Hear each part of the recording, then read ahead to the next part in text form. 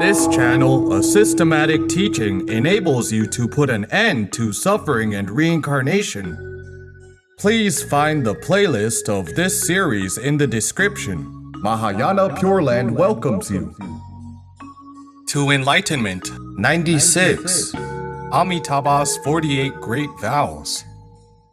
Why is the sensation of mortals abnormal?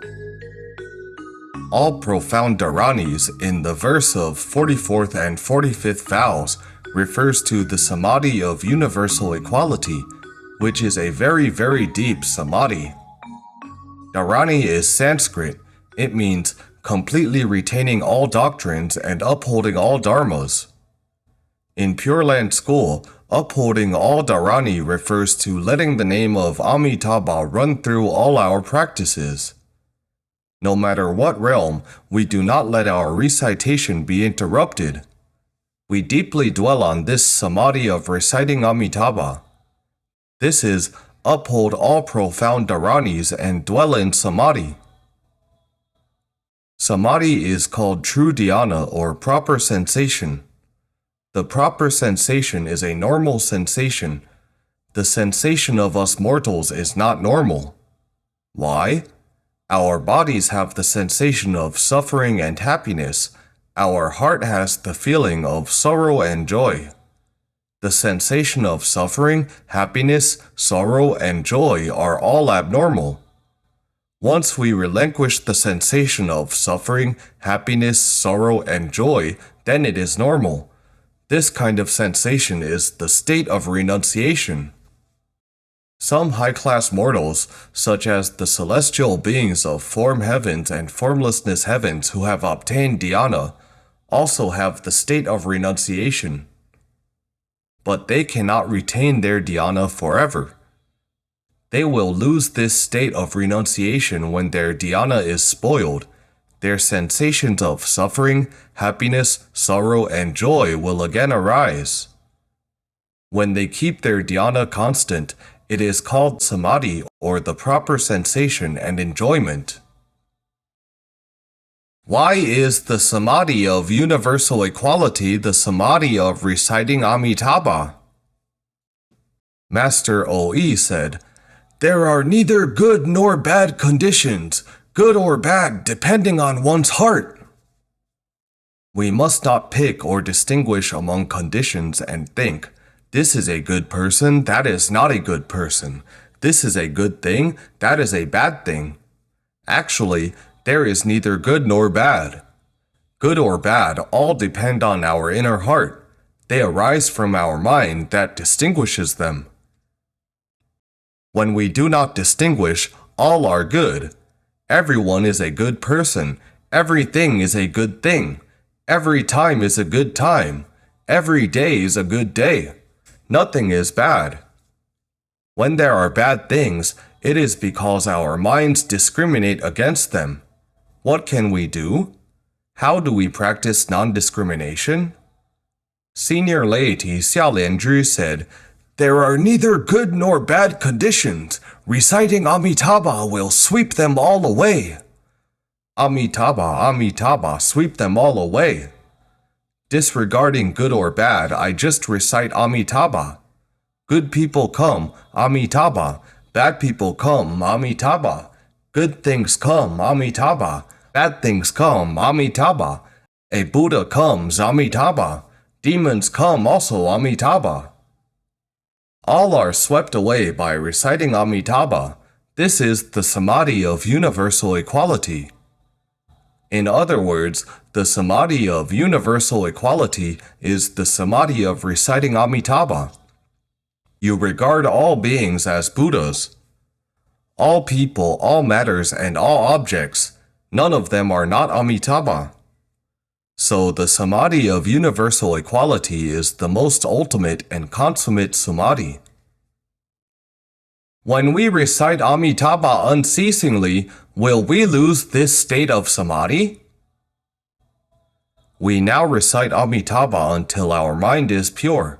That is to keep Amitabha in remembrance day and night, 24 hours unceasingly. We will then obtain the state of renunciation. We have renounced suffering, happiness, sorrow, and joy. No matter whether it is suffering, happiness, sorrow, or joy, we simply recite Amitabha unceasingly. Our bodies dwell in this Samadhi of reciting Amitabha. Will we lose this state? No, we won't. Why?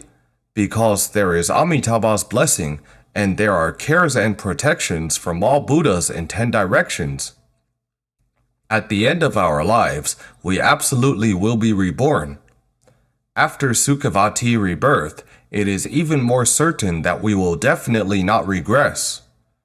We will never lose our proper sensation and enjoyment, forever dwelling in the Samadhi of reciting Amitabha until we attain Buddhahood.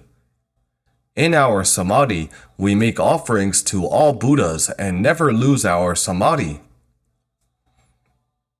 How do bodhisattvas of all worlds pervasively make offerings to all Buddhas?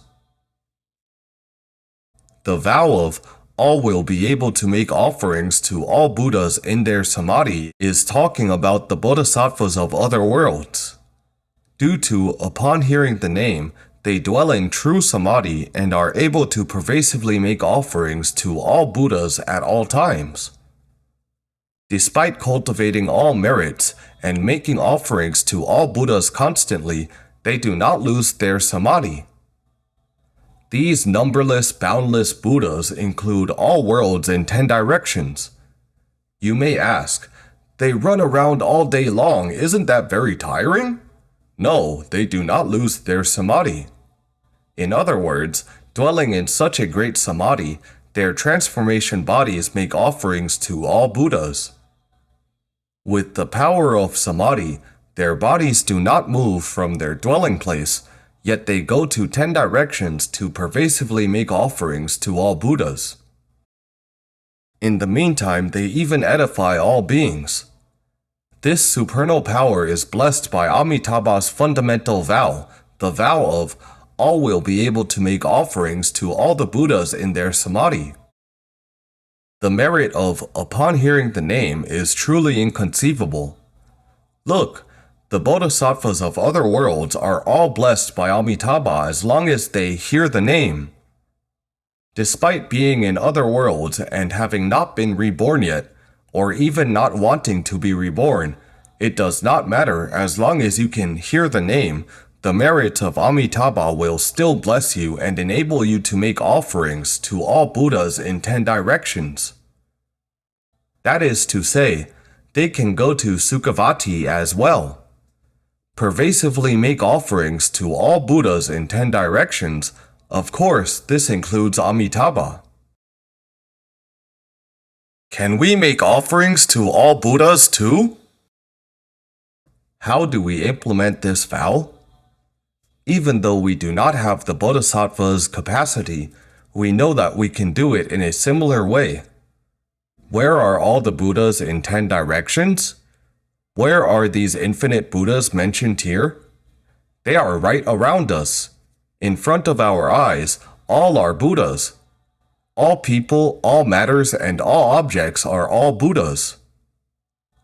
When we use this utmost sincerity and respect to deal with all people, all matters, and all objects as if we are making offerings to all Buddhas, this can also be considered as making offerings to numberless and boundless Buddhas.